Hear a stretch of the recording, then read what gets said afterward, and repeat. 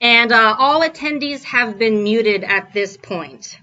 As soon as the webinar is over, we'll let you know where the recording has been posted, so you can refer to it or forward it to others who may want the information. I also want to ground us in the purpose of today's webinar. Since we only have an hour today, the primary purpose of today's webinar is to provide you with information to lay the foundation for future conversations. And I'll talk more about what opportunities there are for that a little bit later. So first, we're going to do some introductions. My name is Vicki Bulow, and I am the lead research analyst for the Alcohol and Other Drug Prevention Program here in the Health Promotion and Chronic Disease Prevention section of the Oregon Public Health Division. The Health Promotion and Chronic Disease Prevention section is the section in the Public Health Division that houses the Alcohol and Other Drug Prevention Program, the Tobacco Prevention and Cessation Programs, and Chronic Disease Prevention and Self-Management Programs. And the reason why that all these prevention programs are housed together is because things like tobacco, alcohol, and other drug use, along with physical inactivity and nutrition, are the primary contributors to many chronic diseases such as heart, liver, lung disease, cancers, and substance dependency and addictions. And these chronic diseases are the leading causes of morbidity and mortality in our state, and they're a massive burden on our physical and behavioral healthcare systems. But we also recognize that tobacco, alcohol, and other drugs is broader than chronic disease alone. They cause and contribute to a vast range of harms to society, like poor mental health, injury, and trauma. And so therefore we know that this work in our section, it's not in our section alone, and the Oregon Health Authority and the Public Health Division are working to align efforts between public health and behavioral health so we can better address these issues. And this new survey is part of those efforts. You know, the one thing that we know for sure is that these are public health issues, and we're all working on them together so we can improve the lives of people in Oregon. And so it's my primary role in this section to help develop and maintain the data systems that provide us with that information that we need to do to better address these issues. And it's also my role to bring that data to you. And now I'll turn it over to Wes to introduce himself. Hi, everybody.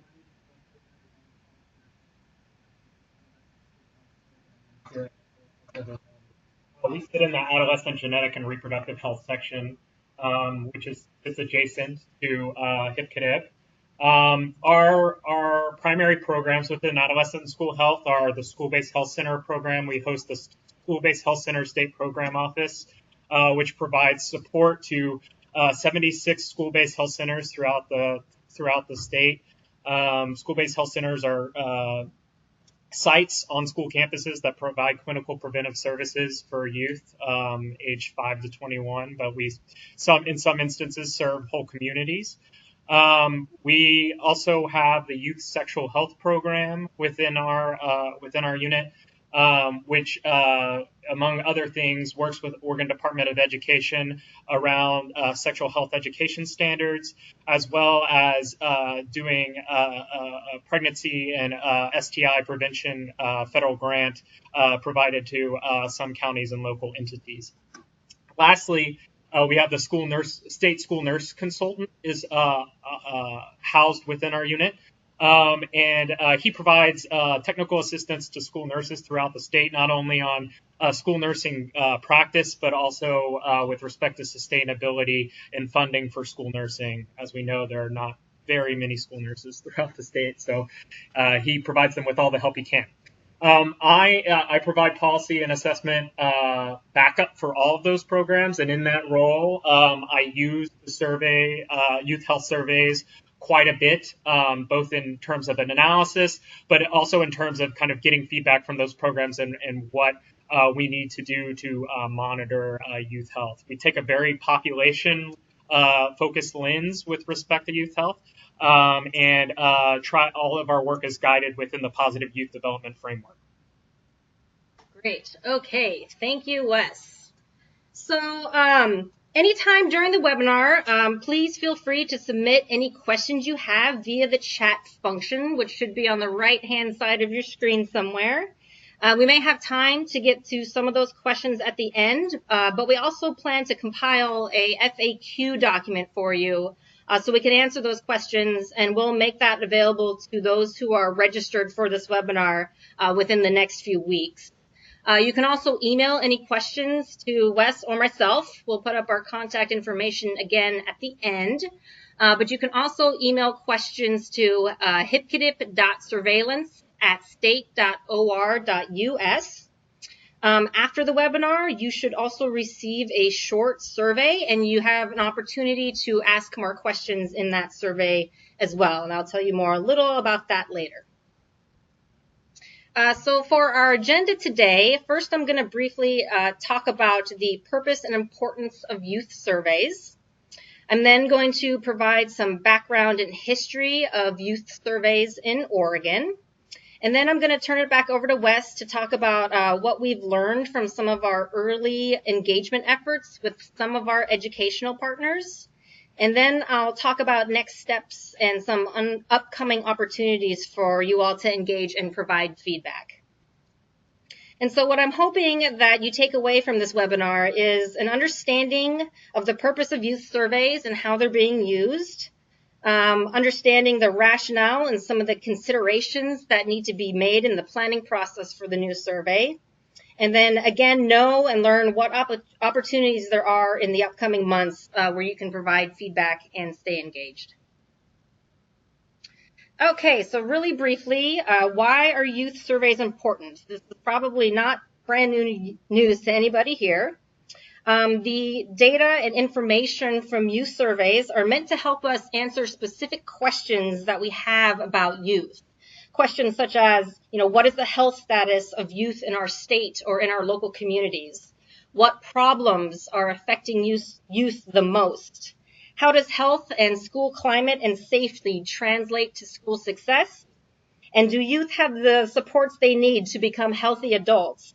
And so data from youth surveys essentially provide us with a roadmap for our state, local, tribal prevention work plans, and they can also help districts and schools with their school improvement plans and provide essential information for state and community health assessments. Data from these surveys also help us plan and prioritize, make decisions, and evaluate and assess our work. Data helps sustain us through securing funding, and it provides the foundation that we build our house on, in a sense. And so, we never want to have any cracks in the foundation, because that's certainly something you want to avoid, because it creates an instability for the house, so to speak. So, data really is the foundation of our prevention work, and it's what we build all of this work on.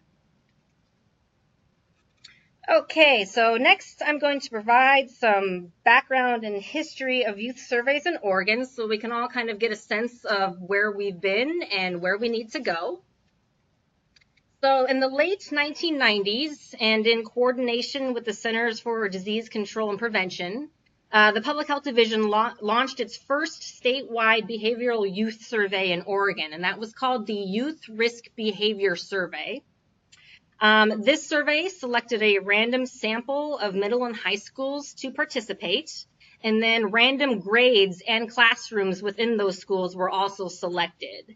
And so therefore, in the early surveys, youth in grades 6 through 12 participated in the survey. However, the CDC methodology for that survey that we had to abide by was fairly complicated, and it was burdensome to schools. And also, results from the Youth Risk Behavior Survey couldn't be produced for counties or local communities, and it could only provide state-level data and reports. And so in 2001, Oregon launched its own survey separate from the CDC survey, and that's when the Oregon Healthy Teens, or OHT, was started. When OHT was launched, it was a multi-agency collaboration between the Addictions and Mental Health Division, the Public Health Division, the Oregon Department of Education, and at the time, it also involved the Oregon Research Institute. It was modeled heavily on the Youth Risk Behavior Survey. It also used a random selection process of districts and schools. But instead of asking schools to survey random grades in classrooms within their schools, it was decided that all 8th graders and all 11th graders within a school would be surveyed, and that helped make it less burdensome on schools to participate. With the OHT, we were also able to be more flexible with question wording, and we could add our own questions that were more relevant to state, local, and tribal needs, rather than having to use a prescribed set of questions from the CDC. And we were also able to define our own methodology for the OHT survey. However, another thing with OHT is that when it began, we no longer received federal funds to administer a youth survey, and we had to find ways to use state funds to do it. And so this is still the case today. There is no stable source of federal dollars for youth surveys in Oregon. In 2017, there were 232 randomly chosen schools that participated in the OHT, and about 27,000 students were surveyed. And then in planning for the 2010 Oregon Healthy Teens, things got a little bit complicated. During this time, there was some real funding issues, and the agencies felt like that they had different enough needs in terms of survey content and questions. And so the decision at that point was to create a separate additional survey. And so this led to the creation of the Student Wellness Survey in 2010, and it has been administered in even years ever since. The Student Wellness Survey uses a census sampling approach instead of a random selection method. So all schools are recruited to participate in the Student Wellness Survey. In 2016, we had 414 schools participating in the survey, which also includes 6th graders in addition to 8th and 11th graders. And about 58,000 students participated in 2016. In terms of content, there is a lot of overlap between the Oregon Healthy Teen Survey and the Student Wellness Survey. Many of the same questions are contained on both surveys, and many are very similar with only slight differences in wording. Some of the key content area differences between the two surveys is that OHT contains questions related to reproductive and sexual health, physical activity and nutrition, while the Student Wellness Survey focuses more on questions related to substance use and attitudes and perceptions about substance use and other risk behaviors. Both surveys do contain questions related to school success and safety. They contain questions about mental health, and for high school surveys, suicide ideation. And these are all important areas for those working to improve the lives of youth. So one of the primary benefits of having both OHT and the Student Wellness Survey is that we've been able to collect a lot of data from youth on a wide variety of topics.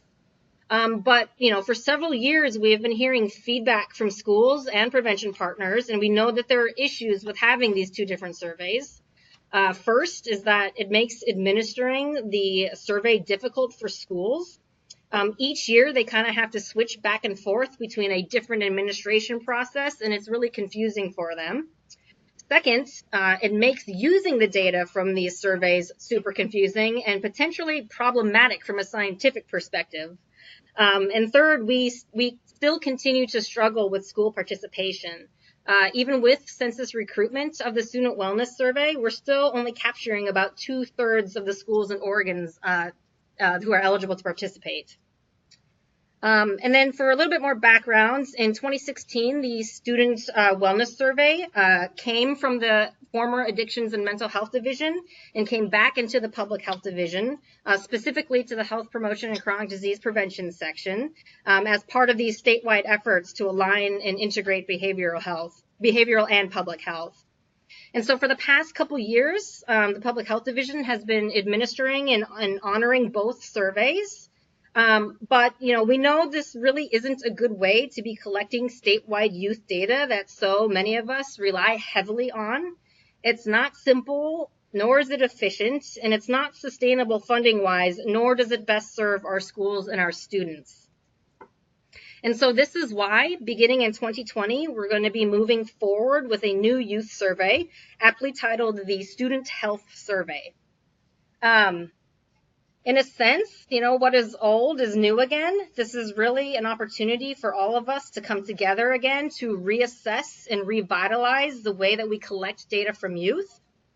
The primary goal of the Student Health Survey is to increase participation by reducing the burden on schools and students. And we're also wanting to ensure that we're getting all the data that we need to do our prevention work. And so I'll talk a little bit more about next steps later, but now I'm going to turn it over back to Wes, who's going to talk about some early engagement efforts that we've conducted among some of our educational partners and how we'll be using these findings to help frame public health division-wide communication and partner engagement efforts moving forward. Yeah, thanks, Vicki. So like Vicki said, this is very early in the stages of a full-on engagement process, and we feel like this is just the first step in an ongoing process of quality improvement for our surveys. So what we're doing this year, just because we're moving to this 2020 student health survey. And there's a lot of change happening. That brought up a great opportunity to kind of kickstart the conversation. But we want to keep the engagement going and survey cycles going into the future. So we started with our education partners, particularly because in the last 6 months there has been a lot of conversations about academic achievement and how it relates to health and school climate, both things that we capture with our surveys. And so we were invited to take part in several policy and community stakeholder meetings with our education partners at a state level, and kind of share some of the data that we've been looking at with respect to mental health, physical health, and school climate, particularly using Oregon Healthy Teens and Student Wellness Survey.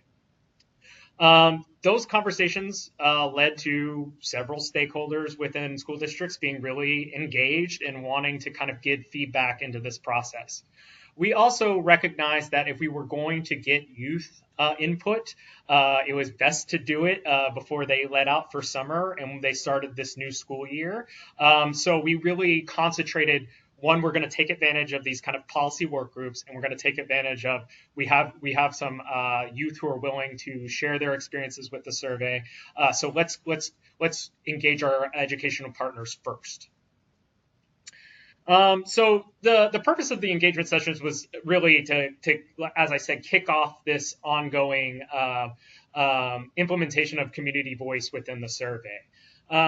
We, for a long time, have been wanting to really engage youth in making the questions more reflective of their voice, but we just haven't had the real opportunity due to kind of lack of staffing issues and things like that. So this process of going to one survey and kind of the grand unveiling of the 2020 Oregon Student Health Survey, we felt like this was a great opportunity to kick that off and to really kind of make it institutional within our decision making when it came to survey questions. We've also, like Vicki said, heard a lot of input from school districts in some of the barriers they have in either implementing the survey well or participating altogether. And so we really wanted to be cognizant of that voice. And so that was the purpose of kicking off these kind of educational meetings. So who do we talk to? So as I said, with respect to school administrators, we really took advantage of a couple of large professional associations having meetings around policy and a policy that related to health and supports for students to achieve academic success. One of those being the Confederation of Oregon School Administrators, as well as work groups organized by the Oregon Department of Education. From those, we started some key informant interviews and had some small meeting conversations with several school districts that kind of well represented the state. So we talked to rural districts, we talked to urban suburban districts, we talked to educational service districts, which are conglomerations of school districts that kind of lean on each other for larger administrative needs, especially when it comes to nursing or special education. We talked to the Oregon School Board Association, and we also had some kind of one-off conversations with principals and teachers. From this input, we got a wide array of information from folks both participating and not participating in the surveys for whatever reason. But it was good to get a sense from folks who are in all different phases of what they're doing with school surveys. With respect to youth serving organizations and kind of youth advocacy and policy organizations, we really leaned on some partners at Healthy Kids Learn Better, which is a statewide coalition of youth serving organizations and policy and advocacy related folks. Those include American Heart Association, Oregon Ask, Caring Guidance, Oregon School-Based Health Alliance, Safe Routes to School National Partnership, Children's First of Oregon, and then some public entities like the Oregon Department of Education, Oregon Health Authority, Multnomah Educational Service District, Portland Public Schools, Clackamas County. There's a wide array of stakeholders that regularly attend these coalition meetings, either in an advocacy fashion or in a kind of ex officio role.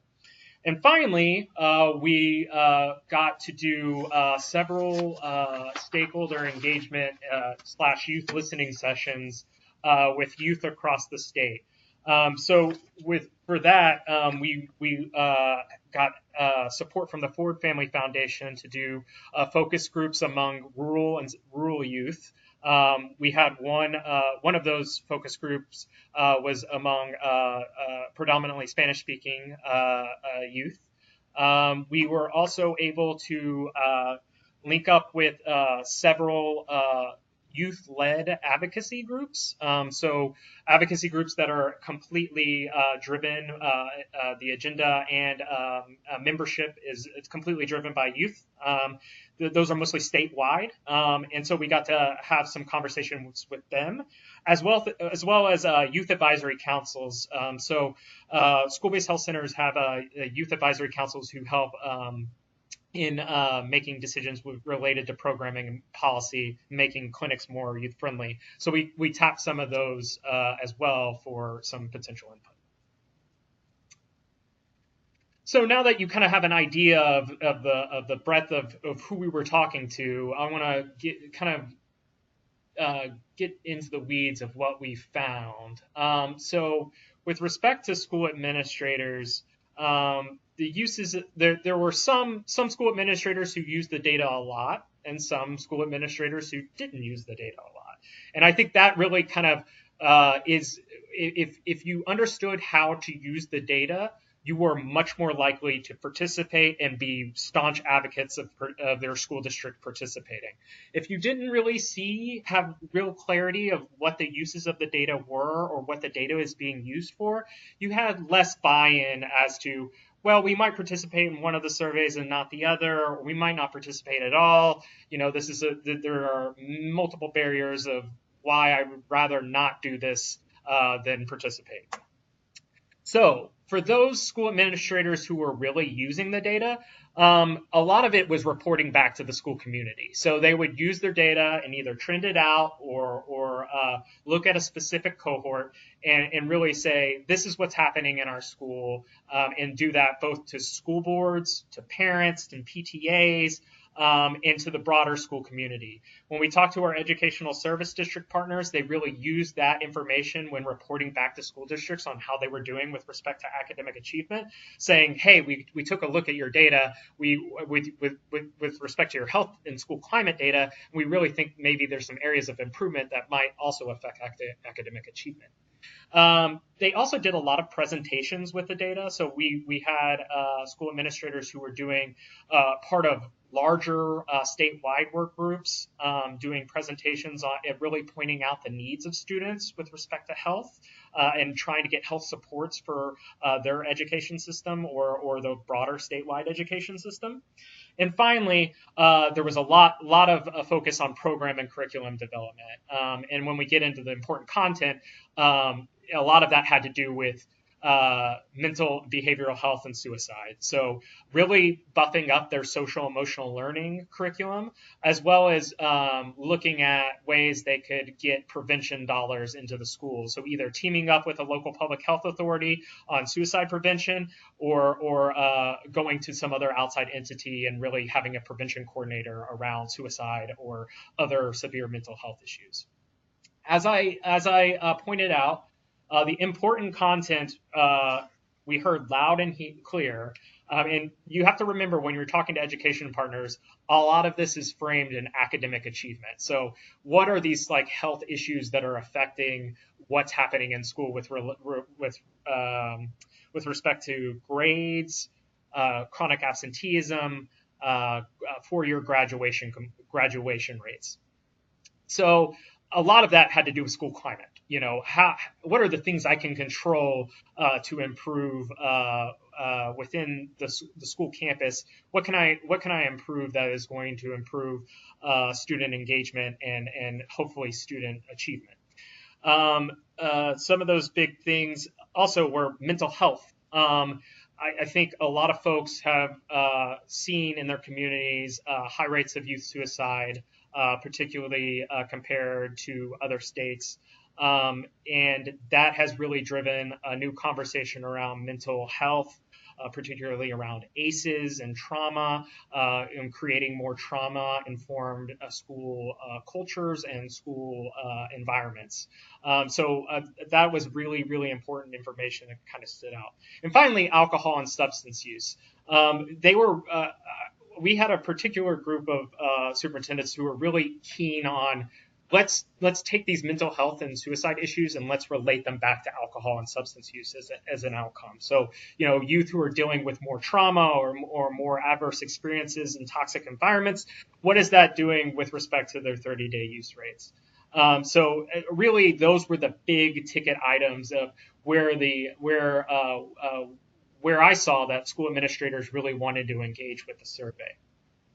Now, a lot of the feedback we got from school administrators kind of strayed away from content and was really more centered around process. A lot of the issues that schools had with these surveys was just the overall length of the survey and the time and resources it took to administer it. So if you think about the Oregon education system, every class period counts with respect to meeting other statewide assessments with respect to academic achievement. Seat time is imperative. So having a very long survey that could take up to an entire class period and having that every year, dedicating that time really kind of got some school administrators pretty anxious, and as well does it for principals and teachers. When they're managing their principals and teachers, some of the pushback they get is around, I have to dedicate an entire class period for this specific thing. It also falls in the spring. The surveys fall in the spring, which is a heavy assessment time. So we're not the only survey in town. And there are also tests that are happening. So there are a lot of assessment issues related. There's a lot of assessment burden with respect both on staff and on students' time. So it's really hard to manage a classroom if there's assessment after assessment after assessment, and youth are getting a little anxious about it. The other big area is lack of principal and teacher buy-in. It became pretty clear that with respect to getting buy-in, you need to tell folks what we're doing with the data and how it's being used at every level, at the principal level, at the teacher level, at the student level, and then even back up at the superintendent level. Because if we can make a clear point of why we're collecting this information and what it's helpful for in the scheme of academic achievement, then you'll get more buy-in and participation. But with that kind of lack of understanding and kind of lack of standardization about how much info gets to which player in the game, whether it be a principal, teacher, or student, that can really cause confusion and also a little bit of frustration. And ultimately, it can kind of feel like ultimately it's either a compliance exercise or just one more state assessment that we have to do, and that just doesn't get us to where we want to be. So here are a couple of quotes we have from principals. I like this one particularly.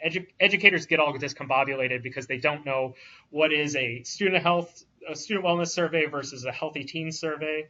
And it would just be certainly really nice to go to one place for information. We heard that a couple of times. I don't know which one is which. My teachers get this mixed up with another state assessment. Help me figure out what I need to do to get my data.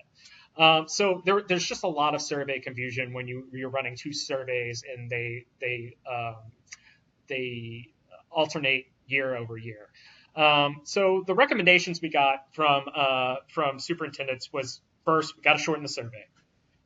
We heard that loud and clear. The length of the survey, it's just too long, and we need something that's more digestible within a class period. Also, classroom management issues, so standardizing the process of administration. They really felt like we need to take a look at how we are getting the information, both to teachers, principals, and students, so it's clear from the get-go of what is being asked of them.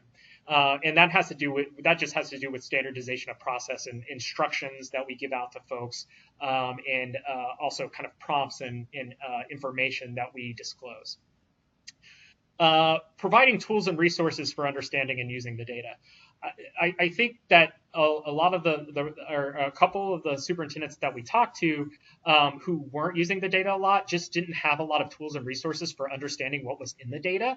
And if they had that, I feel like they might have been more apt to use it and to have more buy-in and participation. Consider the cultural appropriation.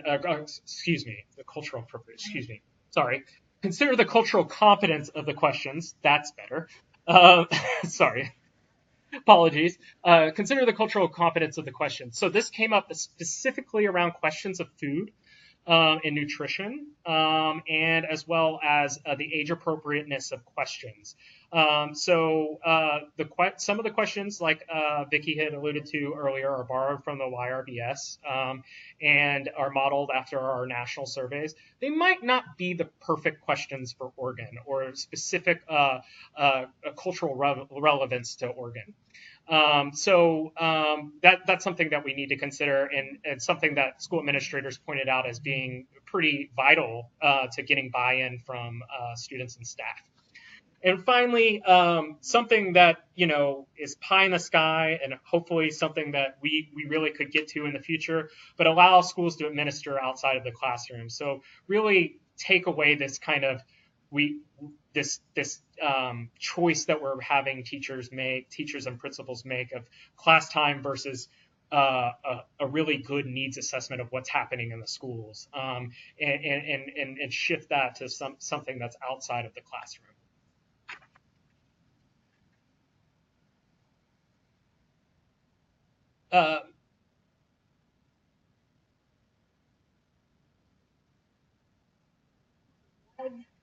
We are trying to advance slides. There we go. Okay, so let's talk about what we heard back from our youth advisory and policy organizations.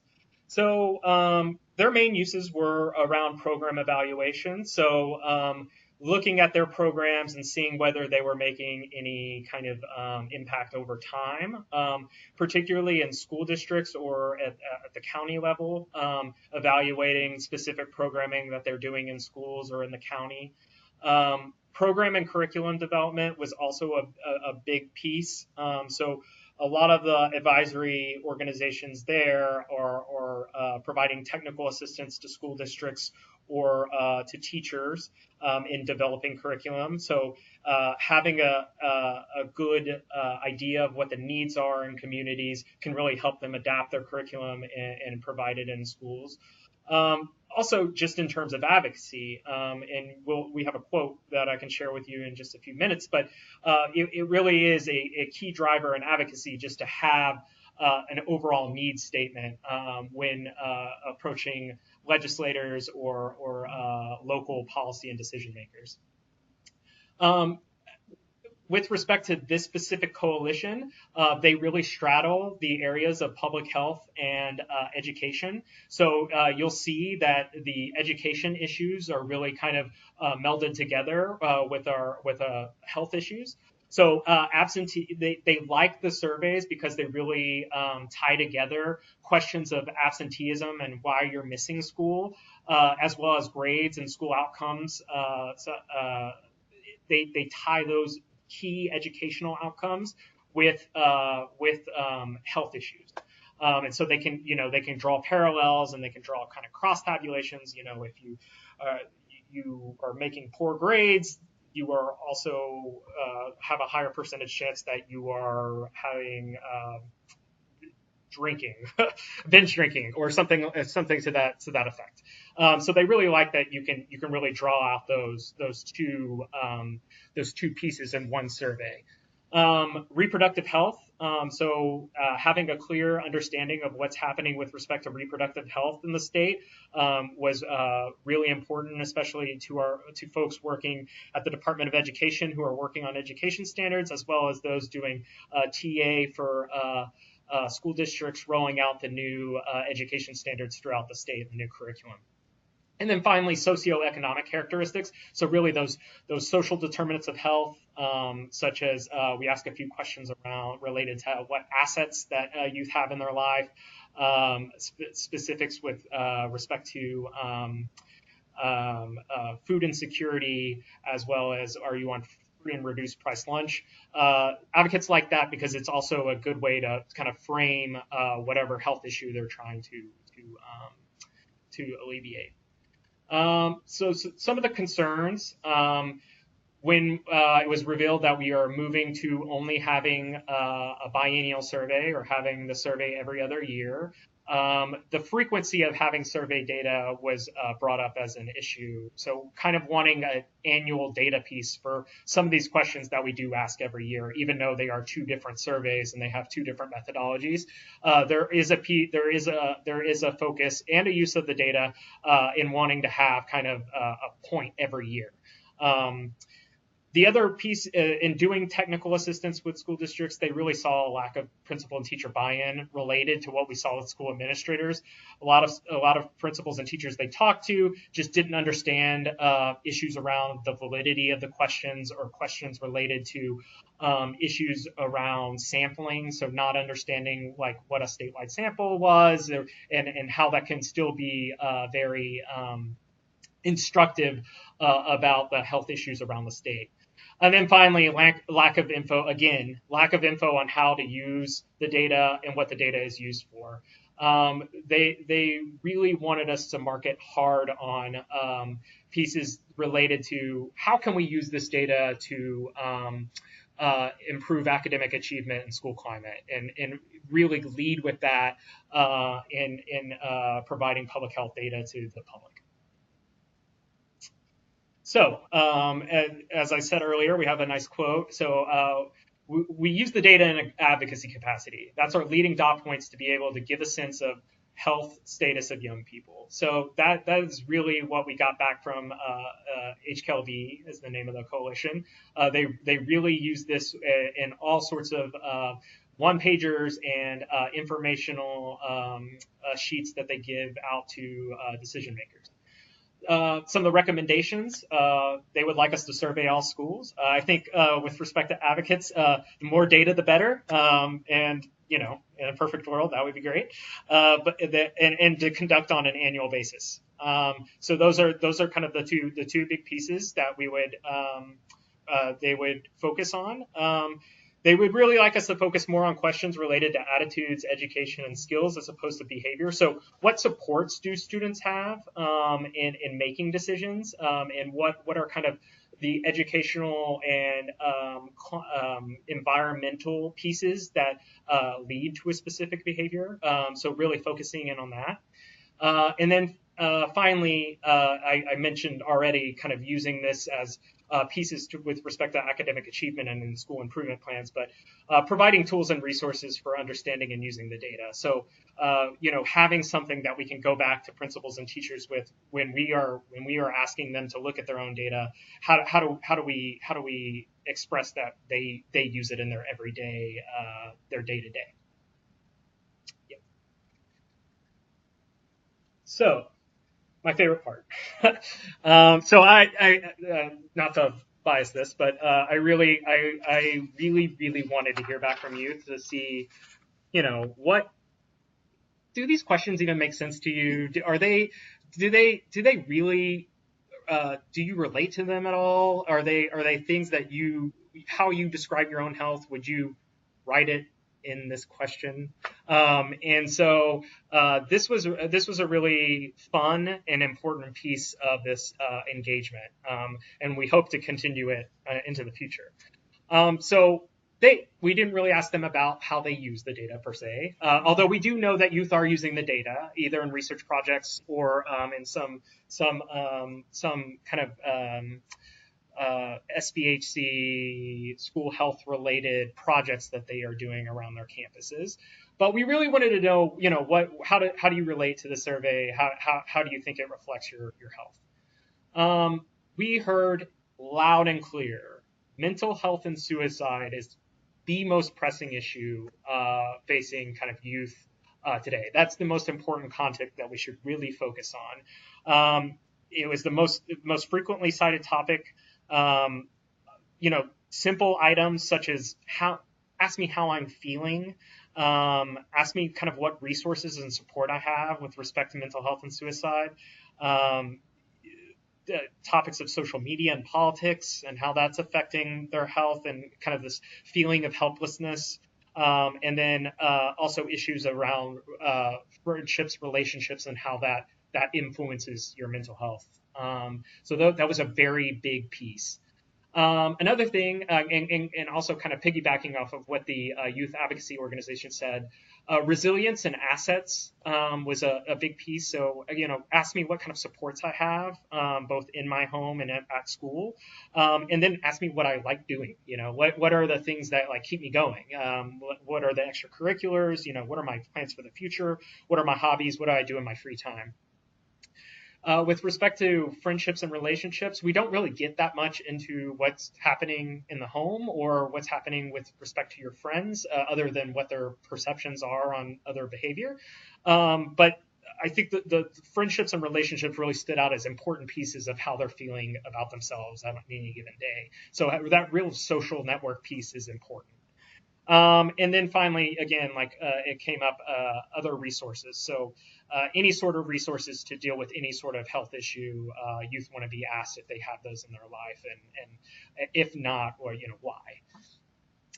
Less important issues. So the frequently topic area that came up, in which we asked, what questions do we ask too much about?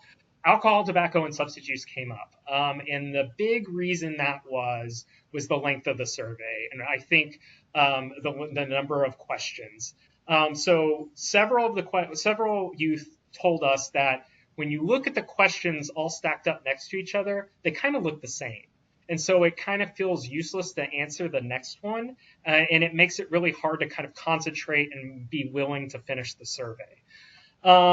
With respect to sexual health questions, we got some feedback from younger youth, so middle school aged youth, that questions around sexual intercourse, especially in common vernacular, might not be culturally specific, and also might not be age appropriate. So that's something that we have to ponder, monitoring risky sexual activity, but also considering what we heard back from youth. And that was particularly true amongst the Spanish-speaking population, not finding those questions to be quite culturally relevant.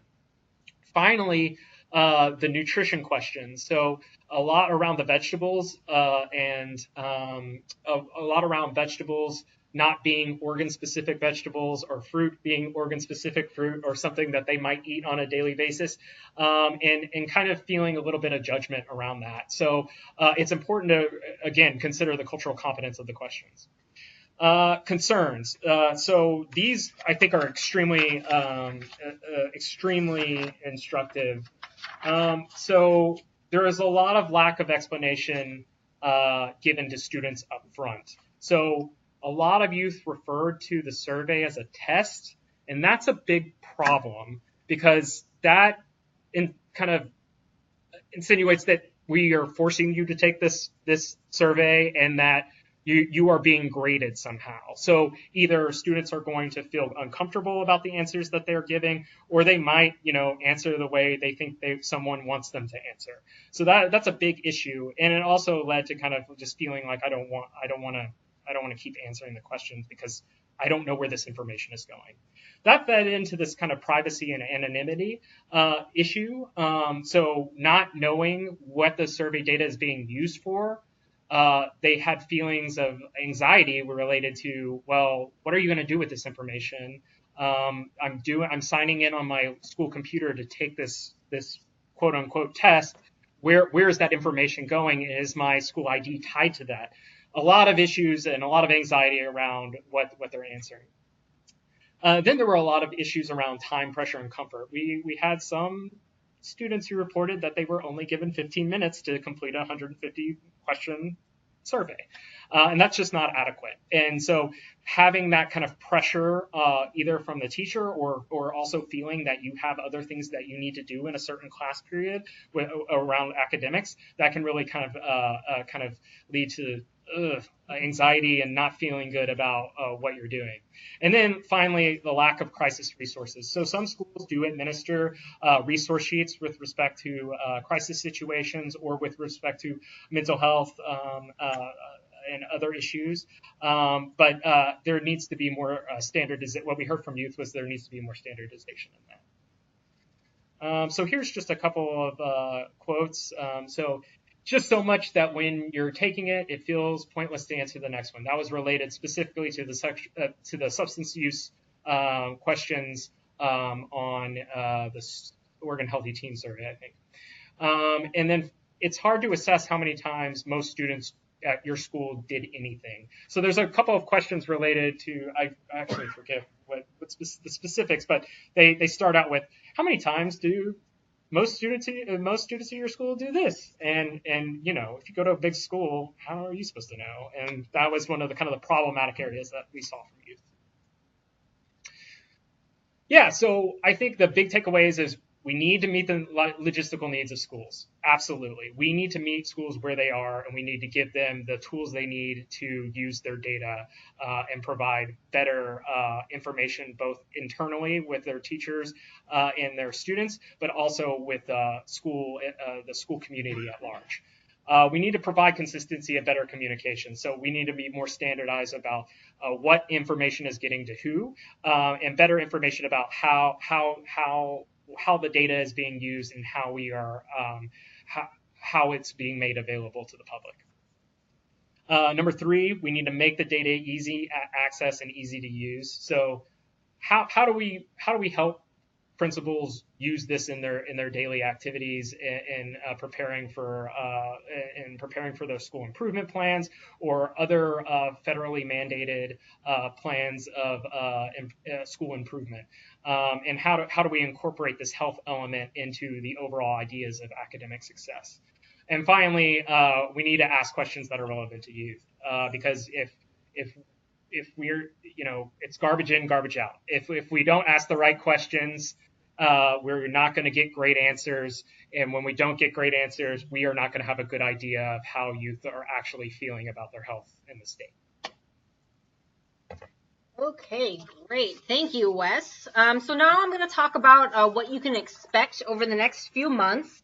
Know right now that nothing has been set in stone, but we are fairly certain we can say a couple of things, which are that the new survey will use a census-based sampling method, meaning that all schools will be invited to participate, and that it will be conducted among 6th, 8th, and 11th graders. And then we also know that the new survey is going to be administered by Program Design and Evaluation Services section, which sits within the Public Health Director's office. And so, as you've heard from Wes, there are many things to consider moving forward as the new survey is being planned, including, again, appropriate length and timing, funding mechanisms, age appropriateness and relevance, and then, purpose and use of the data by state, local, and tribes, and schools and districts as well. And also grant requirements also need to be considered. And these are things that need to be continuously considered, not just when, the new survey launches. These are things that we need to revisit continually to ensure that the survey can meet the needs of all partners. But by getting the right balance of these considerations, we'll have a youth survey that has higher participation and will produce more reliable and valid results for schools, districts, tribes, and local communities and the state to use. And again, the primary goal of this new survey is going to be increasing participation. Content and methods for the survey are not yet finalized. Again, we do know that it's going to be a census-based sampling method, and that 6th, 8th, and 11th graders will be surveyed. But one goal is to develop a tool or scoring system that can help us prioritize questions and content for the survey. Survey length is an issue that absolutely must be addressed. And a prioritization tool could help us identify and clarify which questions and content are being used and for what specific purpose.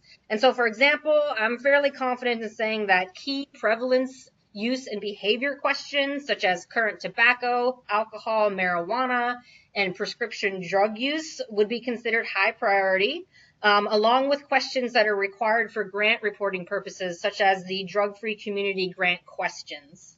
But whatever tool or system it ends up being, we want to make sure that it's clear and that it's something that can also help us with future decision making. And I'll stress once again that we've got to meet the logistical needs of schools. And so therefore, we do need to find a way that we can manage length and content. Again, like Wes said, with our current survey length, we're placing a lot of burden on students.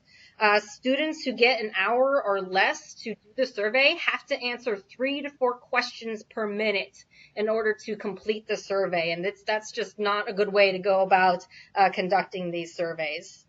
The CDC recommends that no more than 100 questions be asked for older students who have an hour to complete the survey, and no more than 50 questions for younger students. Another way that content could be managed is by creating different survey versions. And this way we could keep the survey at an appropriate length and still have enough responses at the school and district level to produce reliable results.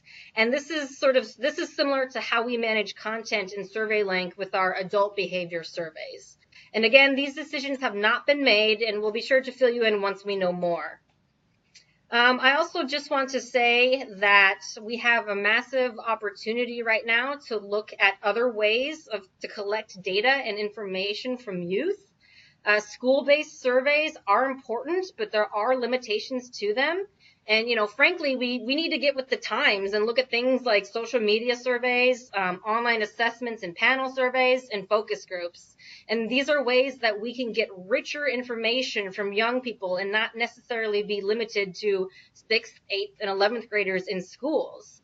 I know a lot of you have work plans that focus on younger people, maybe age 12 to 20, 18 to 24, or you're looking at specific vulnerable populations, and these are notoriously difficult groups to survey. And so I think it's worth our time to have discussions about other ways to get data from those groups and not be completely reliant on the school-based survey. And so if anybody has any ideas about this, I am all open to hear about them. because what we really want to be aiming for in the long term is building a sustainable system for collecting data and information from youth.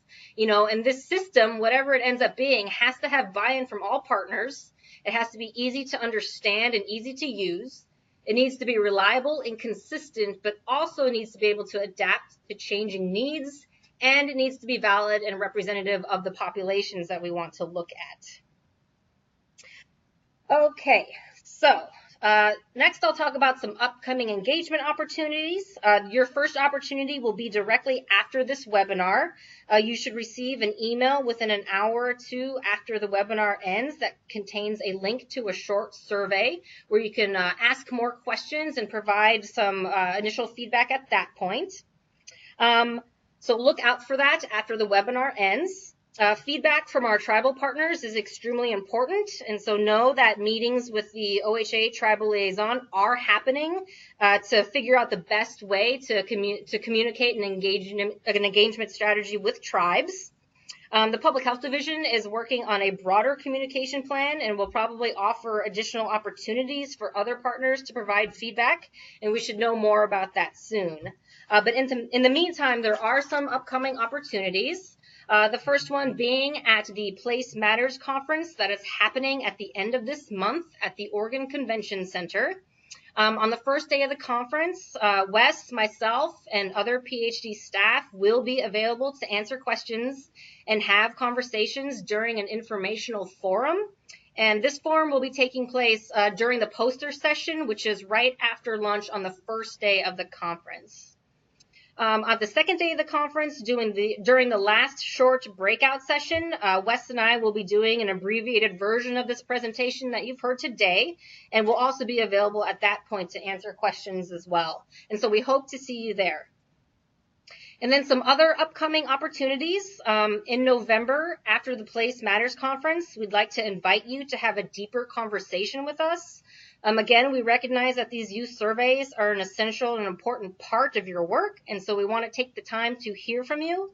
In early November, we'll send out more details and the invitation to our listservs and to people who have registered for the webinar today. This won't be something that's required, but we encourage you to take part.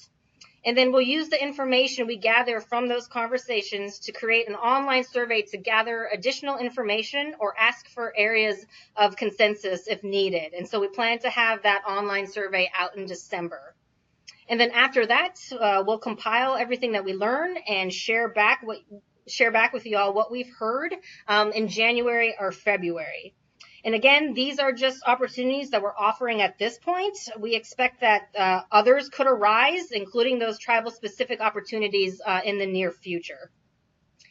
And so, final takeaways, just know that methods and content for the new survey have not yet been finalized. Communication and engagement efforts are just beginning, and there's more to come soon. And so with that, I thank you for taking the time to attend this webinar. I think it's right at 4 o'clock, so we're on time. We look forward to planning the student health survey with you. Again, remember to check your inboxes for a short survey that should arrive within the next hour or so. And again, please feel free to contact Wes or myself at any point if you have any questions. And we look forward to hearing more from you soon. Thanks, everyone.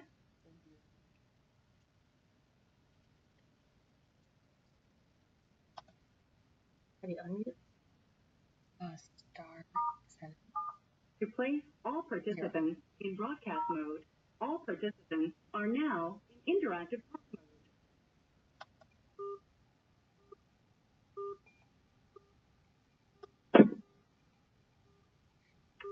Okay. There was some questions. I couldn't figure out how to pull it down. I was super annoyed.